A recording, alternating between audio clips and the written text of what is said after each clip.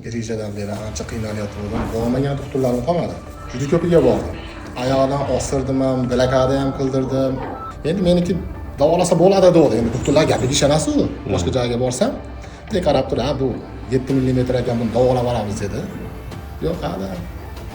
Umuman, naborot kattaysa kattayibdi mana. U puldan emas, vaqt ketdi просто. O'zim qiynaldim rosa. Ostirmaganim qolmagan. Oyoqni baylab ostirib, mana qilib tortib, tushunasizmi? U qolmagan unaqa narsa. Hech ham ta'sir qilmadi. Adashmasam 4 ta 5 ta doktorxonada yotdim. 3 oy bo'ldi. 3 oydan beri hech ham bir natija bo'lmadi. Yana bu boyagidek oqsalalar, men nima 5 metr yura olmay qolyaptim. Yaxshi Xudoga shukr, shu yerda tavsiya qilishdi sizlarni. Men keldim, Allohga shukr.